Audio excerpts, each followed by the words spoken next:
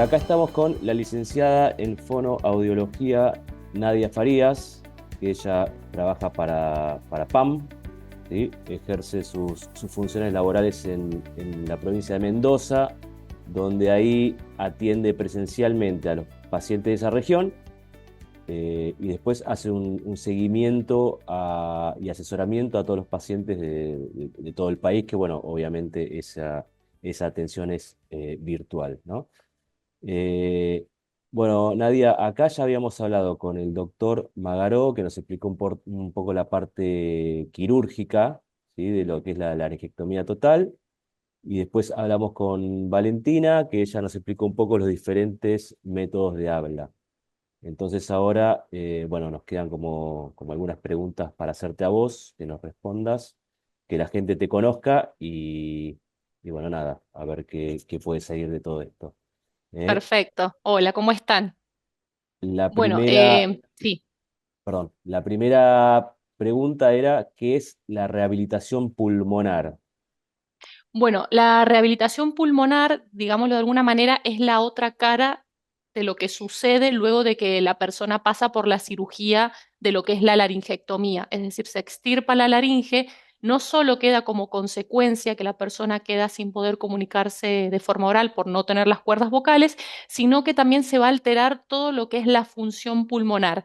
Es decir, la persona antes de ser laringectomizada respiraba por nariz, el aire pasaba, llegaba por tráquea y llegaba a los pulmones. Luego de la laringectomía, la persona va a empezar a respirar a través de un estoma, es decir, un agujero que está ubicado a este nivel del cuello, porque va a estar separado lo que es vía digestiva de vía aérea. Entonces la tráquea va a estar expuesta y es ese agujerito por el cual van a respirar. Para que más o menos se den una idea, una persona que respira por la nariz, la temperatura ambiente es de 24 grados y la humedad del 32%. En todo ese proceso hasta llegar a los pulmones va a aumentar a 30 grados aproximadamente y una humedad del 90%. Es decir, que el aire entra purificado, se va a filtrar todas las partículas del ambiente y va a entrar húmedo y caliente. La persona que respira por el estómago va el aire a entrar frío y seco, así como está, con todas las partículas. No va a pasar por ese proceso que pasa una persona que tiene sus funciones de forma correcta, por así decirlo. Esto va a generar como consecuencia en el tiempo que aumente las secreciones, ¿sí? Es decir, va a aumentar la cantidad de mocos por la intención que va a tener el propio cuerpo de querer defenderse, digamos, de toda la tierra, el polvo, de lo que va ingresando del ambiente y que el aire está frío y sin humedad. Además, como aumentan las secreciones, también va a aumentar el nivel de la tos, porque la persona va a querer estar expulsando estas secreciones. Al generar mucha tos, se va a irritar la tráquea. Todo esto en conjunto va a generar enfermedades respiratorias, infecciones respiratorias, ¿sí? Que va a ser complicado para el paciente si no se trata a tiempo. Es por eso que nosotros en lo que es la clínica, acá en la empresa en PAM, cuando vemos a los pacientes le comentamos esto y le decimos que es importante el uso de los filtros, ¿sí? Que va a cumplir con esta función. Aprovecho ya que mencionaste los filtros, obviamente que están directamente relacionados con lo que es la rehabilitación pulmonar, así que ya que estamos, explicarnos un poco qué son los filtros y la importancia de los filtros dentro de esta rehabilitación. Bien, justamente los filtros cumplen la función que cumplía la nariz antiguamente, por eso que también se le dice nariz artificial. Los filtros son intercambiadores de calor y humedad. Es para que más o menos se den una idea, un circulito, una chapita bien chiquitita que se coloca en el estómago y lo que tiene es una esponjita que está tratada con cloruro de calcio, que ese tratamiento lo que hace es que cuando el aire que se respira a través del estómago ingresa, genere todo el tratamiento necesario para captar las partículas, cuerpos extraños y que el aire entre en condiciones de calor y humedad que el paciente necesita. Justamente cuando la persona, esto se utiliza, hay que hacer el recambio diario de esto, van a observar que esa esponja tiene un color, por así decirlo, cremita. Al finalizar el día está negra, por así decirlo, por justamente todo el polvo que va captando del ambiente. Básicamente, entonces, Nadia, la función es la que cumplía la nariz antes de la laringectomía, o sea, acondiciona y humidifica el aire para que llegue a los pulmones, digamos, de En la manera condiciones más. óptimas, Claro. exactamente. A la vez esto va a generar que disminuya las secreciones, disminuya la tos y evite las enfermedades respiratorias. Perfecto. Nadia, cómo se acoplan estos filtros o cómo se pegan o o sea, cómo se ponen en el estómago? ¿Cómo se acomodan ahí, Eh, digamos? Está muy buena esa pregunta porque los filtros no se colocan, o sea, tienen una medida estándar y no se colocan, digamos, automáticamente en el estoma, justamente por esto, porque cada estoma, luego de la cirugía, cada paciente es único, su anatomía es única y su cirugía fue única. Entonces va a tener un estoma en forma y tamaño diferente. Entonces, Bien, para poder acoplarlo, se puede utilizar lo que son las cánulas siliconadas, termoflexibles, que nosotras le decimos Laritubes, que es bastante bueno, digamos, el uso de estas cánulas porque lo que hace es, a diferencia de las cánulas que van a ver los pacientes luego de que los operan, salen con unas cánulas que el material es de PVC. Esto genera mucha irritación, es un material duro, irritación en lo que es nivel de tráquea, puede generar sangrado, mucha tos. Estas cánulas siliconadas y termoflexibles lo que hace es que entre en contacto con la tráquea, se calienta y la persona puede mover la cabeza de derecha, izquierda, arriba, abajo, y va a observar la comodidad y es como si no tuviera nada. A eso se le acopla el filtro, ¿sí? bien. O si no, también tenemos unos botones, que es lo mismo que la cánula, pero más cortito, o si no, también lo que son los adhesivos. Tenemos 5 tipos de adhesivos diferentes justamente porque hay que ver el formato, digamos, la forma de ese cuello, que es lo que se acopla. Hay unos estomas que son más profundos, más planos, más anchos, más cortos, ¿sí? Ok, ok. Yo en realidad me expresé mal, porque en realidad lo que se acopla al estoma sería o el adhesivo o el botón o la cánula, y sobre Exactamente. eso es lo que se acopla el filtro. Exactamente. Quiero Perfecto. aclarar que todo esto tiene una medida específica, sobre todo lo que es cánulas y botones, justamente por lo que el estoma tienen diferentes medidas en cada paciente. Está Nosotros bien. sí. No, no, sí, sí. No, que el trabajo de la clínica justamente es citarlo a los pacientes para hacer las pruebas necesarias y ver qué es lo que tolera mejor. Está bien, pero ¿cómo te decidís por un sistema de acople u otro? ¿De qué depende? ¿Que sea algo adhesivo o que sea una cánula o que sea el botón que es más cortito? Bien, tenemos 2 situaciones específicas. Primero nosotros siempre estamos en contacto con los médicos, por lo general, del paciente que ha sido operado.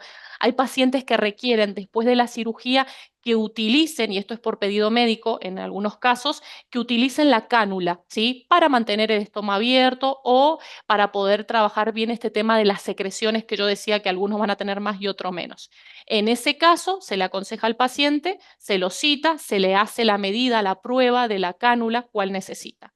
En el caso que el paciente no tuviera ningún inconveniente, el médico dice, no, no es necesario que use cánula, no pasa nada, lo que se hace es hablar con el paciente. Lo mismo que yo estoy contando, se le cuenta al paciente, tenemos estas 3 posibilidades, se le prueba y con lo que el paciente se sienta más cómodo es lo que él va a elegir para usar en su vida diaria.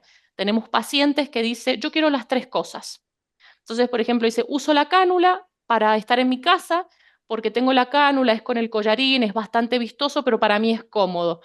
Cuando tengo algún evento social, prefiero usar el adhesivo que es un poco más discreto, por ejemplo. Entonces, eso queda a criterio del paciente y el tipo de vida que lleva, ¿sí?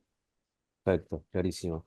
Y después, nosotros, por ejemplo, bueno, estuvimos hablando con algunos pacientes, entre ellos Laura y Francisco, que usan lo que es el dispositivo manos libres o que se llama FlexiVoice. Sí. Contanos un poco de esto, si es apto para todos los pacientes, en realidad detallame un poco de qué es lo que es el manos libres. Bien, el manos libres es un dispositivo que se coloca a nivel, obviamente, acá de lo que sería el estoma. No se puede utilizar en todos los pacientes. Hay que ver primero el método de habla que utiliza la persona. Es solamente posible para aquellos pacientes que estén hablando a través de la válvula fonatoria, de la prótesis de voz, es decir, la voz traqueoesofágica. Si el paciente ya está hablando con la voz traqueosofágica, que esto lo explicó Valentina, Sí. se ocluye, digamos, les toma para poder hablar, para tapar, para que no escape el aire y la voz salga a través de la boca, y lo hace de forma correcta, se puede pasar al manos libres. Entonces, ese dispositivo, justamente con esto, ya sea el método de acople, cánula, botón o adhesivo, se acopla este manos libres, que es muy similar a lo que es el filtro, es una chapita que se coloca. Lo que cambia es que vienen tres modelos. Los tres modelos depende de la membrana. Tenemos membranas livianas, medianas o fuertes. ¿Qué función cumple la mediana? Analiza la capacidad expiratoria del paciente. Si tenemos un paciente de contextura bastante grande, con una fuerza expiratoria fuerte, se va a utilizar una membrana gruesa, que lo que hace esa membrana es bloquear el paso del aire. El paciente respira, se bloquea el aire y lleva, digamos, el aire a lo que es el nivel, lo que es a nivel de faringe, el esfínter esofágico superior, para que ahí se genere la vibración como sucede. Si es una persona de contextura pequeña, bueno, se analiza y se utilizará otra membrana. Para esto, vuelvo a repetir, hay que hacer el análisis en la clínica. ¿Qué membrana se selecciona para ese paciente? Una vez seleccionada la membrana, hay que ver si esa voz sale. No siempre sale y depende de las características físicas y la anatomía que tiene ese paciente. ¿Cuáles pueden ser los motivos por los cuales esa persona no pudiera estar hablando con el manos libres? Justamente puede ser por lo que yo decía, la falta de sellado.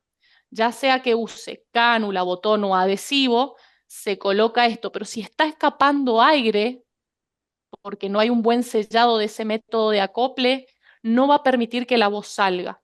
Otra cuestión puede ser, por ejemplo, que haya una estenosis a nivel de lo que es faringe, entonces cuando pasa el aire no tiene la suficiente fuerza para vibrar, o el soplo expiratorio de la persona. Cuando la persona respira y va a alargar el aire, es tan débil que lo que hace es ingresar, pasa a través del manos libre y no tiene la suficiente presión para que a nivel del esfínter esofágico superior vibre, ¿sí? Eh, Vuelvo a repetir, no siempre sucede esto. Por lo general, los pacientes tienen bastante tolerancia y funcionan para poder hablar. Lo bueno del manos libres es que el paciente, sin necesidad de ocluirse, va a poder utilizar sus manos para trabajar, realizar alguna actividad, o justamente lo que estoy haciendo yo, hablar a través de gestos con las manos para ser más Perfecto. expresivo en su comunicación. Bueno, clarísimo, Nadia. Ahora cambiando un poco de tema, vamos a la parte por ahí burocrática de esta situación, con lo cual te pregunto qué es el certificado de discapacidad que se denomina CUD, y para qué sirve. Bien, el Certificado Único de Discapacidad o CUD es un documento público que tiene validez en todo el territorio argentino. Pueden acceder a ellos toda persona que resida en Argentina, que sea nacido acá en Argentina, ¿sí? O tenga residencia. Lo que permite es poder acceder a ciertos derechos como sería la cobertura al 100% de las prestaciones, entre ellas médicas. Por ejemplo, todos estos que estábamos nombrando de los pacientes son insumos. Estos insumos los pacientes pueden adquirir a ellos al 100% de la cobertura, es decir, no van a tener que abonar. Muchas veces sucede que los pacientes no quieren tramitarse el certificado de discapacidad y acá también es un poco nuestro rol de insistirles y acá me quiero detener a contarles el por qué. Porque por lo general los pacientes tienen obra social y ellos van a pedir estos insumos a través de su obra social, pero la obra social les da la cobertura, pero no al 100%, a veces al 50, al 70% o menos. Lo que permite el certificado de discapacidad es que esta cobertura sea al 100. Entonces ellos no van a tener problema y dentro de todo en tiempo y forma van a poder adquirir estos insumos. ¿Y cómo se obtiene este certificado de discapacidad? Bueno, para acceder al certificado único de discapacidad tienen dos formas de hacerlo. Una de ellas es pueden ir ingresando a www.argentina.gov.ar, ahí van a cargar los datos como el nombre, DNI, y la página es bastante intuitiva porque los va a ir guiando de qué es lo que tienen que ir completando. Entre ellos le vas a preguntar cuál es el tipo de discapacidad, y ahí les va a pedir los requisitos de qué papeles médicos tienen que presentar. Son varios papeles a completar, depende de lo que coloquen, son los papeles que le van a pedir y les va a hacer descargar un formulario. Ese formulario lo descargan, completan con los datos personales, juntan esos papeles y se van al municipio más cercano de donde residan. Ahí lo que les van a otorgar es un turno. Este turno es para la Junta Médica Evaluadora, es decir, este grupo de médicos va a analizar que toda la información que están presentando es verídica y de esta manera, si lo comprueban que es así, les van a otorgar el certificado de discapacidad. Si no tienen forma de acceder a Internet porque no saben, porque les cuesta, vayan directamente al municipio más cercano y hagan lo mismo. Pidan el papel, el formulario, les van a dar de paso el turno y les dan un tiempo para que vayan completando estos papeles. Pero hay que tener en cuenta que varía el tiempo, depende del municipio. Hay municipios que de acá a 2 semanas se los dan, como en 3 meses, como a 6 meses. Depende del lugar donde residan. Bueno, Nadia, creo que todo muy claro como siempre. Yo no tengo más preguntas, pero bueno, así que seguimos en contacto y espero que todo el mundo que haya escuchado esta charla le sirva la información que le diste. ¿Eh? Bueno, muchas gracias a ustedes. Cualquier duda estamos a disposición. Si quieren pueden pasar nuestros contactos. Si conocen alguna persona que está transitando por este proceso para llegar a una laringectomía total o que ya ha sido laringectomizado o ha sido laringectomizado hace muchos años, pueden acercarse y nosotros vamos a brindarle toda la información que sea necesaria. Buenísimo, gracias. Adiós, nos Adiós. vemos. Chao, chao.